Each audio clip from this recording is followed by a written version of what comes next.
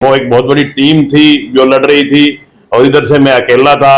अब वो टीम तो आगे लड़नी नहीं, टीम में से एक आदमी ने लड़ना है, उसका रिजल्ट आप समझ सकते हैं कि क्या आने वाला है। मैं अपने मुंह से क्या कहूँ कि हांसी से बीजेपी जीती है, आप जीते हैं, लेकिन फिर भी इसे कहीं ना कहीं हार के रूप में देखा जा रहा है। मगर कुछ लोग हार के भी, हांसी विधानसभा क्षेत्र से हार के भी जश्न मना रहे हैं।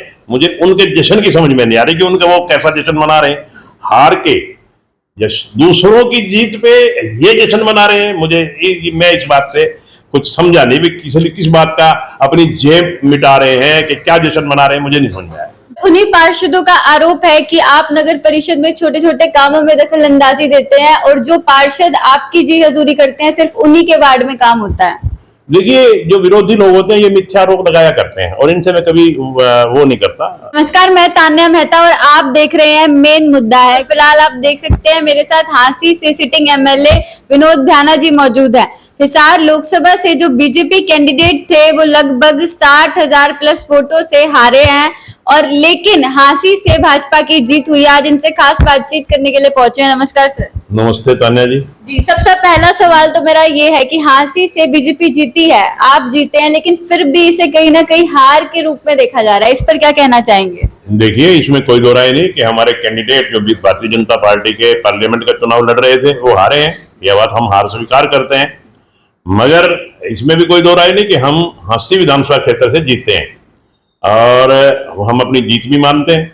जहां जीत है वहां जीत मानेंगे, जहां हार है वहां हार मानेंगे। इसमें कोई वो नहीं। जो जनता ने फैसला किया है वो जनता का फैसला सिर माथे। मगर कुछ लोग हार के भी, हांसी विधानसभा क्षेत्र से हार के भी जश्न मना रहे हैं। मुझे उनके जश्न की समझ में नहीं आ रही कि उनका वो कैसा जश्न मना रहे हैं।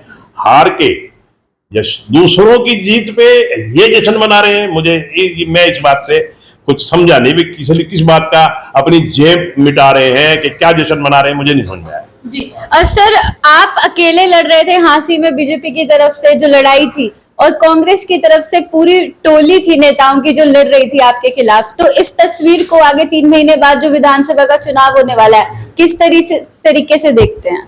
देखिए, अब आप खुद ही कह रहे हैं कि वो एक बहुत बड़ी टीम थी जो लड़ रही थी और इधर से मैं अकेला था। अब वो टीम तो आगे लड़नी नहीं, टीम में से एक आदमी ने लड़ना है, उसका रिजल्ट आप समझ सकते हैं कि क्या आने वाला है। मैं अपने मुंह से क्या कहूँ।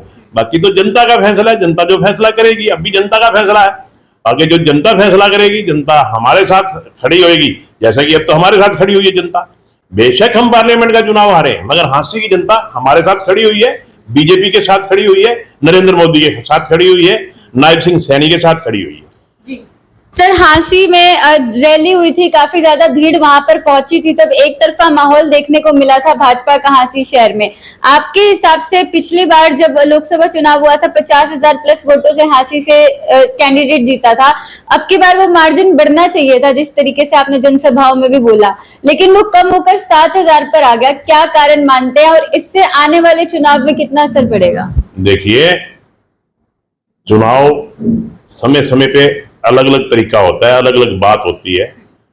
अब केवल हम हांसी में कम नहीं हुए। आप कोई भी विधानसभा क्षेत्र पूरे हरियाणा में उठा कर देख लीजिए और मैं समझता हूं कि पूरे भारत में उठा करके देख लीजिए। पिछली बार चुनाव किन्हीं और मुद्दों पे लड़ा गया था, अब की बार चुनाव किन्हीं और मुद्दों पे लड़ा गया है। और विशेष तौर पे जहां कांग्रेस पार्टी ने झूठ बोला कि अगर भारतीय जनता पार्टी मेजोरिटी में आ गई, इनके पास 400 सीटें पार हो गई तो ये संविधान बदल देंगे, और वो झूठ उनका चल गया। हमारे भोले भाले लोग उनकी बातों में आ गए।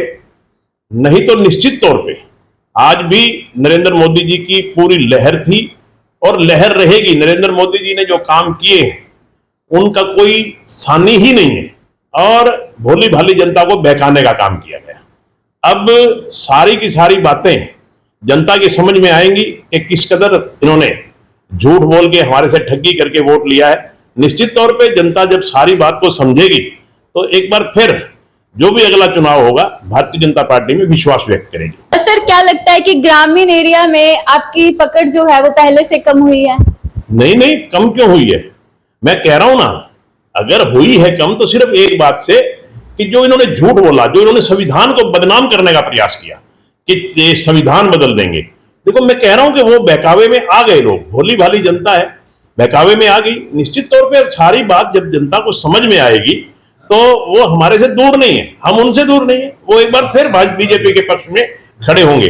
और घटने की क्या बात है, आप देखिए इस सब के बावजूद, इतने बड़े बहकावे के बाद, इतने बड़े झूठ के बाद, उसके बावजूद भी हांसी विधानसभा क्षेत्र से हम जीते हैं। ये हमारे लिए बहुत फख्र की बात है। मैं धन्यवाद करता हूं हांसी की पूरी जनता का कि जिन्होंने इस बहकावे में आने के बाद, इतने लोग बहकावे में आए, हर जगह उनका झूठ चला और उनके झूठ को सच मान लिया लोगों ने, भोली भाली जनता ने। मगर उसके बावजूद भी हांसी विधानसभा क्षेत्र ने भारतीय जनता पार्टी को जिताने का काम किया।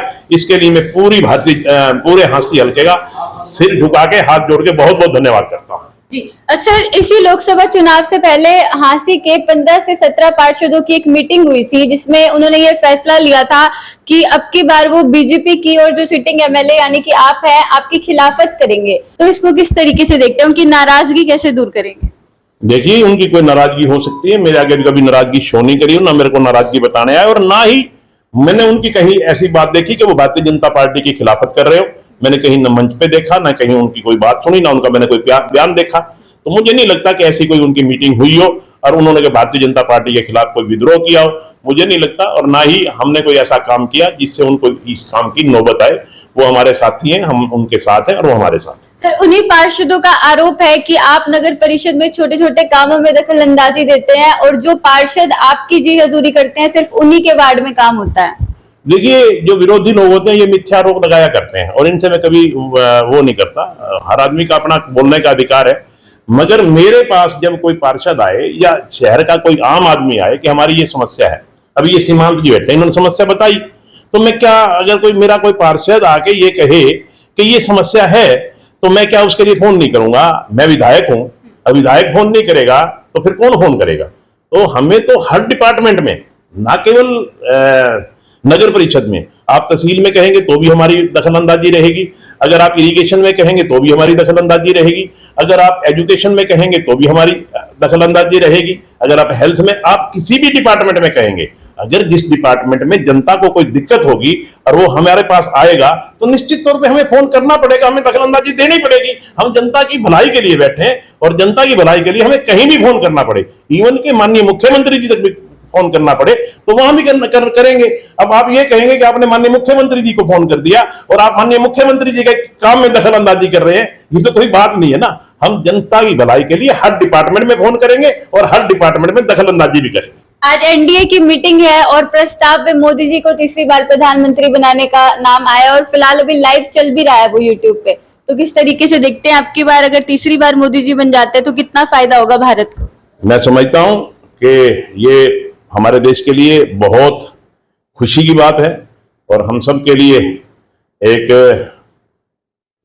गर्व की बात है कि हमारे माननीय प्रधानमंत्री नरेंद्र मोदी जी कल परसों तीसरी बार शपथ लेंगे। और ये 1962 के बाद पहली बार ऐसा हो रहा है। 1962 से पहले तो हो सकता है, 1962 के बाद, क्योंकि मैं 1958 में पैदा हुआ और 1962 के बाद जो मैंने देखा या मैंने जो इतिहास पढ़ा, पहली बार लगातार कोई तीसरी बार प्रधानमंत्री के पद की ओट ले रहा है।